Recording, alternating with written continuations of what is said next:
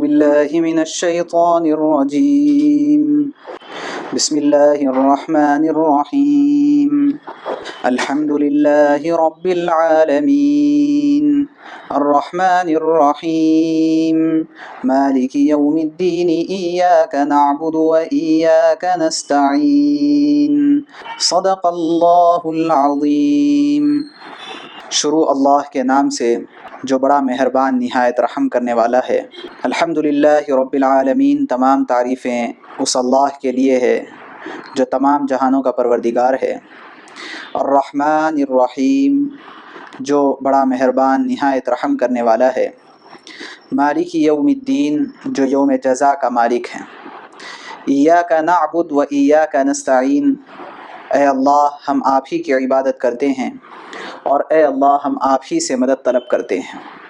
ایک فن ہے جس کو فصاحت اور بلاغت کہتے ہیں. کسی بھی کلام کے انتہائی وجیز ہونے اور بہتر سے بہتر کلام ہونے کے لیے اس کلام میں فصاحت اور بلاغت کا ہونا ضروری ہے. یہ بلاغت کے قاعدوں میں سے ایک قاعدہ ہے کہ انسان کلام ایسا کرے کہ اس کے کلام میں سامنے والوں کو وہ جس سے کلام کر رہا ہے یہ سمجھ کر کے کلام کر رہا ہے کہ وہ ذات مجھ سے غائب ہے، تو اس کے کلام کا انداز ایک الگ ہوگا. اور جب اس کا خیال یہ ہے کہ جس ذات سے میں کلام کر رہا ہوں وہ ذات میرے سامنے موجود ہے، تو پھر اس کے بات کرنے کے انداز میں فرق آ جائے گا. بندہ جب نماز میں کھڑا ہوتا ہے، اللہ کے حضور حاضر ہوتا ہے، یا پھر یہ کہ وہ تلاوت کلام پاک کا آغاز کرتا ہے، تو وہ گویا کہ اللہ سے ہم کلام ہیں، اللہ سے باتیں کر رہا ہے. تو ابتداءً گویا کہ اس کی کیفیت یہ ہے کہ میں اللہ کو پکار رہا ہوں اور اللہ تبارک و تعالیٰ میری بات کا جواب دے رہے ہیں. لیکن اللہ کو سامنے ہونے کا استحضار ابھی پیدا نہیں ہوا. چنانچہ ابھی ابتدا کے اندر تو اللہ نے جو طریقہ کار بتلایا ہے، استعمال فرمایا ہے سورۃ الفاتحہ کا، وہ غائب کا ہے کہ تمام تعریفیں اللہ کے لیے ہے جو تمام جہانوں کا پروردگار ہے. یہ کہا گیا ہے. یہ نہیں ہے کہ تمام کی تمام تعریفیں آپ کے لیے ہیں. اگر یہ کہا جاتا الحمدللہ رب العالمین یا الحمد لک یا رب العالمین، اگر یہ کہہ دیا جاتا تو مطلب یہ ہوتا کہ اے اللہ تمام کی تمام تعریفیں آپ کے لیے ہے. تو اس سے یہ سمجھ میں آتا کہ اللہ تبارک و تعالیٰ کی ذات سامنے موجود ہے. مگر بندہ جب شروع میں یہ کلام کر رہا ہے تو وہ اللہ کو غائب سمجھ کر کے وہ اللہ کو پکار رہا ہے.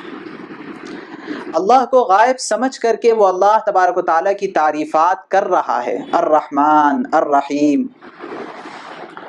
اور پھر ابھی بھی وہ اللہ تبارک و تعالیٰ کو غائب سمجھتے ہوئے وہ مالک یوم الدین کی صفت بیان کر رہا ہے.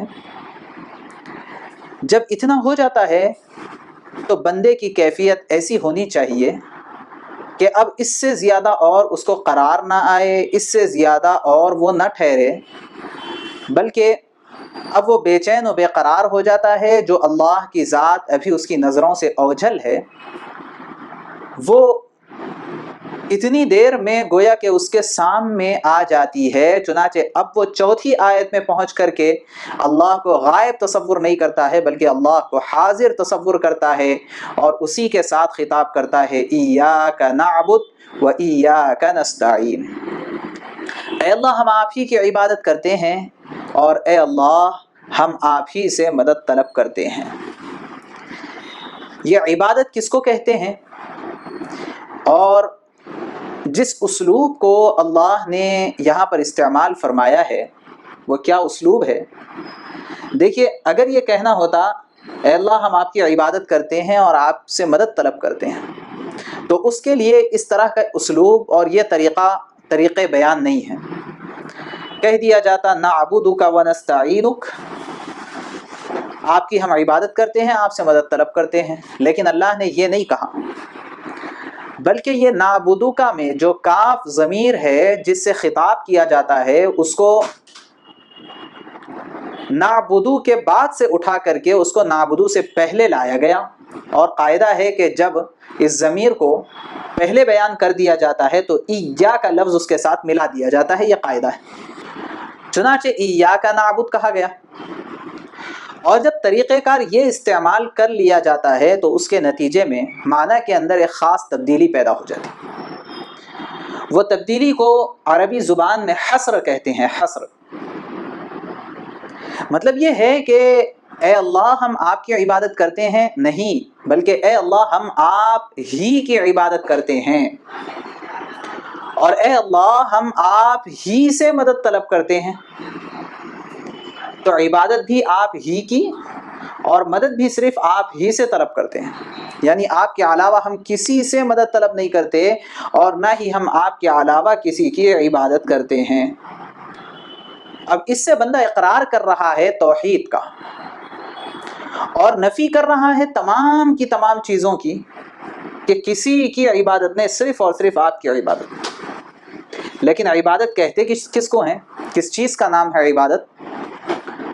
تو یہ یاد رکھنا چاہیے کہ عبادت نام ہے انتہائی محبت کے ساتھ، انتہائی محبت کے ساتھ کسی کے سامنے انتہائی خشوع و خضوع کے اظہار کا، انتہائی محبت کے ساتھ کسی کے سامنے انتہائی خشوع و خضوع اور انتہائی تواضع کے اظہار کا نام عبادت ہے۔ اب ہم دیکھتے ہیں کہ بہت سارے لوگوں کے سامنے تواضع، عاجزی، انکساری کرتے ہیں، بے شمار آداب بجا لاتے ہیں، کہ سرکاری بہت سارے لوگ ان کا جب باس آتا ہے تو پابند ہے اس بات کے کہ ان کو سلوٹ مارے، پولیس اور آرمی پابند ہے اس بات کی کہ جب پی ایم یا سی ایم ان کے سامنے سے گزرے یا صدر جمہوریہ ان کے سامنے سے گزرے تو اس کے آداب بجا لائے، ان کی ذمہ داری ہے۔ تو ایک ادب اور ایک تواضع اور عاجزی کا اظہار یہ بھی ہے، لیکن یہ تواضع اور عاجزی یہ محبت کی بنیاد پہ نہیں ہے۔ چنانچہ دیکھا جاتا ہے کہ بہت سارے اچھے عہدیداران ہوتے ہیں کہ ان کو جو آدمی سلامی دیتا ہے تو وہ سلامی دینے کے بعد ہاتھ اس کا سر سے نیچے ہٹتا نہیں اور دوبارہ اس کو گالیاں دینا شروع کر دیتا ہے۔ کیا وجہ ہے آخر؟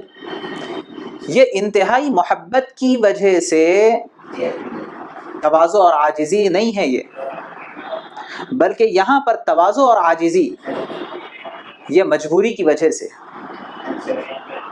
یہ مجبوری کی وجہ سے یہ تواضع کا اظہار ہے۔ اور اللہ تبارک و تعالیٰ نے نماز ہم کو دی ہے، روزہ ہم کو دیا ہے، زکوٰۃ اور حج کی عبادتیں ہیں، قرآن پاک کی تلاوت ہے، ذکر و اذکار ہے، یہ جو ساری کی ساری عبادتیں ہیں، ان عبادتوں کا تعلق یہ انتہائی محبت سے ہے کہ اللہ کے انعامات اور احسانات کے تلے ہم دبے ہوئے ہیں، لہٰذا ہم ہر حال میں اللہ تبارک و تعالیٰ کے حکم کو مانیں گے، اور اتنا بڑا محسن اور اتنا بڑا مربی ہم کو کوئی حکم دے اور اس کو بجا نہ لائیں، یہ کیسے ہو سکتا ہے؟ اس وجہ سے اللہ بحیثیت محسن اور بحیثیت مربی ہمیں اللہ سے خوب محبت ہے، اس وجہ سے خوب اللہ کے احکامات کو بجا لایا جائے، اسی کا نام عبادت ہے۔